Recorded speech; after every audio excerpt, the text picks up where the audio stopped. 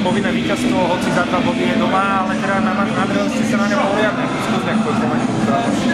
Víťazstvo je doma, ale nebolo to z našej strany ideálne a zajtra musíme predviesť iný výkon, hlavne pre divákov. Nebolo žiadnym tajomstvom, že oni sem prídu v pomerne zdecimovanej zostave. Tak to zauradovalo vo vašich hlavách?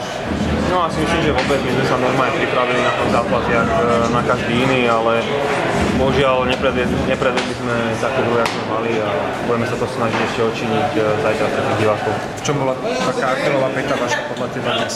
No, ja si myslím, že sa prispôsobili tomu tempu asi prvých 10 minút, keď nebolo až takých zlých, keď sme hrali svoj hokej, ale potom už to bolo také tempo a celé to bolo dneska také pomalé a hovorím, nebolo to dobré.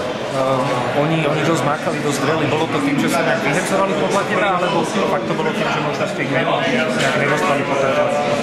Tiež chceli vyhrať, určite sem neprišli odovzdaní, došli, ja neviem, jasný hráčky, neznamená, že nechceli vyhrať, takže oni dohrávali ten súboj, boli nepríjemný, že taký zvláštny zápas celý. Ale máš dobrý pocit z toho, ako, že ste vyhrali, že si tam bola?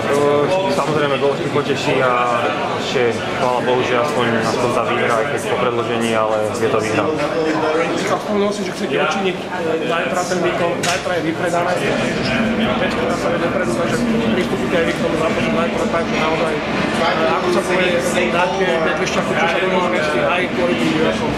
My sme chceli aj dnes, no jak som povedal, my sami neviem, čo to stalo, či tempo, že sme sa prispôsobili, alebo čo to bolo iné, ale zajtra dúfam, že to bude úplne niečom inom a že predvedieme iný výkon a jak si povedali, bude vypredané, takže musí to byť úplne niečom inom a zajtra by sme mali vyhrať nie s prehľadom, ale